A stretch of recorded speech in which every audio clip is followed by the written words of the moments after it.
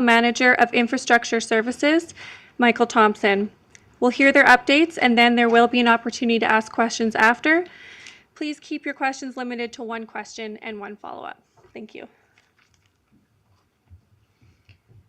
Oki, Dadanastada, Ambawastich, and Tanse. Good afternoon, everyone. As you heard this morning, I called upon the city's chief administrative officer to engage a third party to complete an incident review of this entire situation.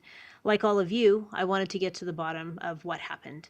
CAO David Duckworth has said that the framework for this independent incident review has been created.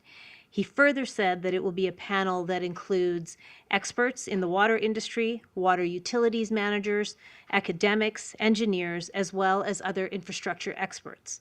The private sector and national water industry associations will also be a part of this review. And I look forward to the light that this will shine on what led up to the failure of this pipe and how we can prevent anything like this from ever happening again. I'd like to thank both CAO Duckworth as well as General Manager Michael Thompson for making sure that this review got underway.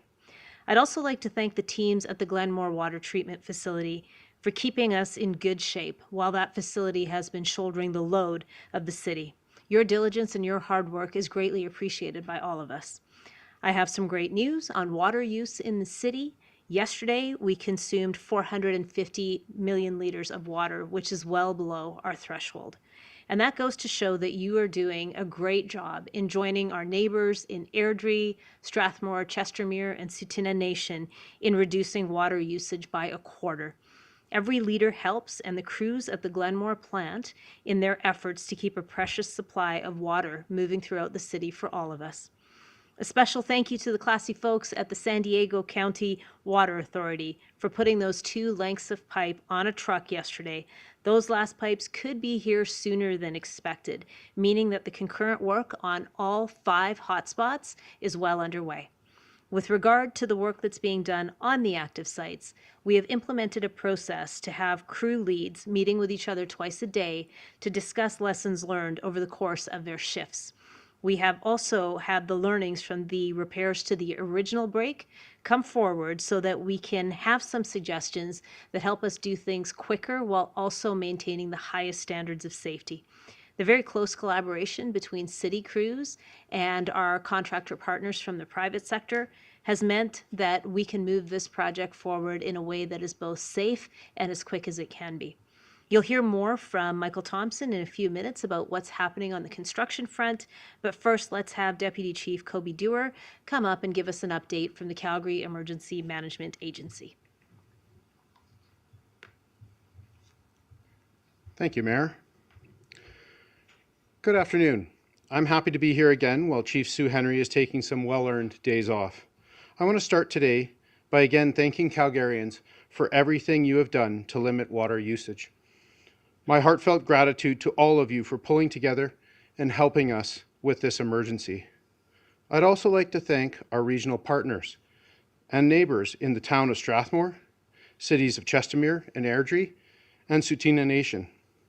Our data shows that you've been doing well with respect to water reduction, and we can't thank you enough for your efforts. We held our line of our target of 450 million liters of water consumption for yesterday, June 17th. As I mentioned yesterday, there has been a significant progress made from a repair standpoint. The initial site of the large feeder main break has been repaired. Our focus now turns to repairing the 5 additional hotspots as soon as safely possible. I know the additional traffic impacts will be difficult to navigate, and there will be some noise and other impacts, but our focus is to do this quickly, safely, and efficiently as possible. The last few days, many Calgarians collected water, and that's been great to see. There's more rain anticipated today, and with the warm weather expected over the weekend, it would be an excellent time for every Calgarian to collect more water where possible to have it ready for plants and gardens during that warm weather. Our reminder to cover your containers with a lid of some sort to keep children, pets, and wildlife safe and to prevent faster evaporation. I want to stress that safety is of the utmost importance. Calgarians have been accessing the river directly using a variety of containers. Do not pull water from the river. Please capture rainwater instead. From a public health standpoint, I want to reaffirm that this water is not safe to drink or consume. Alberta Health Services provides more details on using non-potable or rainwater safely on their website. To date, the City of Calgary community peace officers have responded to more than 2,000 complaints for individuals or businesses not adhering to Stage 4 water restrictions. The overwhelming majority have been resolved through education and warnings. 2 tickets have been issued. However, moving forward, unless there are mitigating circumstances, the direction to our peace officers is to proceed with ticketing if there is evidence of an offense for someone contravening the water restrictions. I'll remind folks that the specific penalty is $3,000 for an offense under the water utility bylaw, which speaks to the seriousness of this situation. With ongoing updates, the media attention to this situation, and a number of warnings given to date, it would be very difficult to believe that someone is still unaware that they can't run their sprinklers or fill their pool or wash something outdoors on their property. Warnings are meant to educate citizens on bylaw responsibilities to gain further compliance. We're past that point now, and consider the warmer weather in the forecast, it is critical that everyone adheres to the restrictions. As mentioned last week, it is clear that the overwhelming majority of Calgarians are doing their part, and we thank you for thinking about your neighbors and your community by taking steps to conserve water. It is because of your efforts that we are able to manage this crisis, so thank you. And to be clear, we are only ticketing those who are either repeat or egregious offenders of the water bylaw. Now for some stats.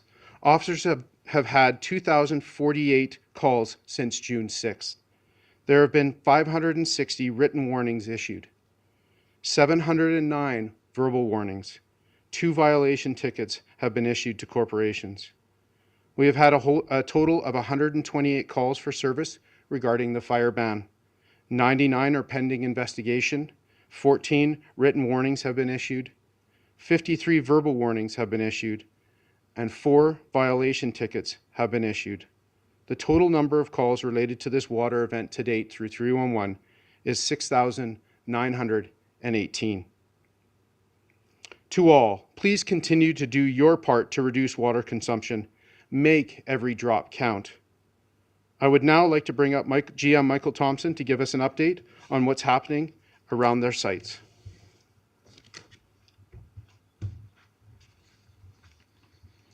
Good afternoon, everyone. I'd like to start off by acknowledging the impacts that the repair work is having on traveling Calgarians, and thank you for your patience while we complete this important work. I'd also like to recognize our construction teams who still have a significant repair ahead of them. This is no small job, on-site or at home, and we all have a role to play. I want to thank everyone for working together and doing their part. Construction activity continues as we strive toward repairing the 5 hotspots identified and beyond the initial break location.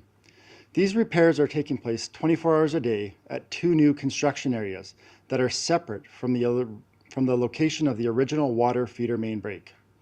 Pavement removal and excavation at the new locations began yesterday and is expected to be completed today. We will also begin pipe removal on the hotspots today. The hotspots we mentioned are not leaks. They are sections of pipe that warrant immediate repair. As shared yesterday, 3 sections of the replacement pipe are already in Calgary. And I can now share that the sections of pipe from San Diego are expected to arrive in Alberta today to be prepared for installation and will be transported to site when ready. Many specialized materials are required for this replacement work. We are working with various partners to secure these critical parts promptly. Significant detours remain in place on 16th Avenue Northwest, and we encourage commuter traffic to plan ahead. Please visit calgary.ca for the most up-to-date information. On Friday, we communicated that an additional 3 to 5 weeks are required to support the repair of the hotspots. This timeline remains, and we are committed to providing an updated schedule for the construction by the end of the week. I would also like to thank you. I would also like to let you know that the framework for a full third-party review has been established. The review will be undertaken by an external consultant. The scope of the review will include, but not be limited to, understanding the factors that contributed to the original pipe failure, current practices for inspection and asset sustainability, and recommendations for specific actions to improve water supply resilience. The review will be guided by an expert panel from academia, the water industry, water utilities management and engineering, and government entities focused on infrastructure and resilience. We will provide updates as the review starts and clear timelines for the work have been established. Our team continues to visit with and provide updates to the businesses and residents that are the most impacted by the construction. We've been working to minimize the impacts of this construction so businesses can maintain their operations and access for their customers. Access to all businesses in the area is currently being maintained. Bowness and Montgomery businesses are open. We encourage you to shop locally and contribute to the community's recovery. I would like to express my gratitude for the amazing businesses and residents navigating construction. I would also like to recognize our industry partners in oil and gas industry, who I have been meeting with over the last number of days to share ideas about how to get this repair done as quickly as possible. This collaboration truly embodies the Calgarian way of coming together to get things done. I would now like to hand it back to Mayor Gondek. Now, as you've heard, crews are working around the clock to get the rest of those hotspots fixed and get water flowing through our feeder main again. Yesterday, we saw crews tearing up parts of 16th Avenue Northwest, and sections of the existing pipe are being cut out as new sections of pipe are being prepared to be dropped down and installed in their place. We are doing everything we can to make sure we shorten the timelines for this repair, but we have to make sure that this is all done in a safe manner. And until those hotspots are fixed and water is moving safely through our city, through that major transmission line, we all need to keep doing our part to save water. Please keep sharing your water saving tips with me. I had an interesting one the other day from a Calgarian who's using a 2-liter pop bottle to save water that's being run from the shower until it warms up. He's then popped some holes in the top of this and used it to squeeze for hand washing. It can also be as simple as turning off the tap while you're brushing your teeth or you're washing your hands, or you could save dozens of liters by reducing the amount of laundry that you're doing. Those are just a few of the ways that we can all save water in Calgary and our surrounding communities. And I just want to say, keep doing what you're doing, everybody. It's working, and we appreciate it. I'll see you tomorrow morning at 8:30 on the live stream, and then we will be back here in the Emergency Operations Center at 2 p.m. tomorrow to get more information on the progress of the repair. And with that, I will pass things over now to Jamie to field questions from the media. You mentioned that, that the pipes from San Diego will arrive today. Do you know the location where they're at right now and roughly what time they will arrive? The pipes from San Diego are currently being trucked from California to Alberta. They'll come in this evening, and we will be sending them to our fabrication shop to be prepared for installation. The preparation will take some time. We have to sandblast them and epoxy coat them prior to installing them.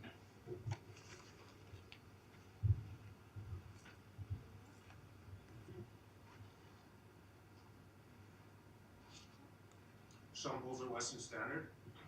You mentioned that there's been over 2,000 bylaw complaints and I guess however many more calls about the fire ban and only 2 tickets. So what, I'm trying to drill down a little bit, like what kind of calls would these be and what would constitute an egregious violation that would warrant the issuance of a ticket? Well, each one of our bylaw officers are professionals in their own right. They do this day in and day out, and they are enforcing bylaws day in and day out. The calls would have come into 311. An egregious may be one that we've attended before, or somebody who is doing something extremely difficult, or like filling a big pool or something like that up. Those are egregious ones that the bylaw officers would attend to. And so we would ask them to use their discernment on those calls and make sure that they are doing what they need to do to enforce our bylaw. So these 2 tickets that were written were for corporate violations? They were for contracted companies, yes. Okay, and then as a follow-up, there's been a lot of talk about these concrete pipes and design of them since the 70s. I believe there was a website in England, they've been tracking failures on these things over the years. Apparently, similar pipes have failed all across the United States and Europe. There was an article by a former colleague in the Herald this morning that said that city officials were possibly aware that these things could have failed as far back as 2004. So my question is, in terms of the overall review, are you going to be examining just this particular incident in these hotspots, or are you going to be looking at the whole entire city and whether or not city officials are aware of maybe any other potential hotspots or areas that could become troublesome in the future? These pipes have been used across North America and are used in many jurisdictions. When we do the review, we'll be looking at this specific incident to understand what the causes were and to take lessons from that, and then we'll be applying those lessons learned across our entire network.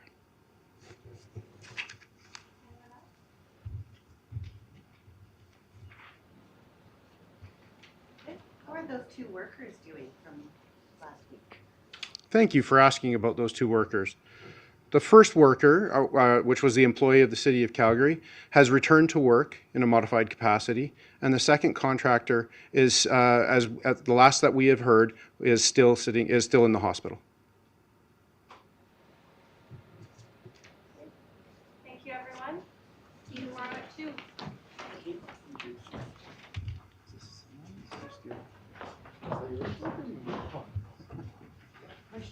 Well, Bruce is here, right? I know Bruce is gonna say thank you, that's why I Sorry. said.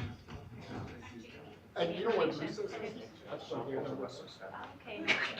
Yeah, I think that was saying yesterday. Yes, yes. That's the stretch on that. What ladies that? And Sherry as well. Yes, You Sherry. can bust Yeah. all on Sure. your fingers. Oh, okay. I'm not the one to ask.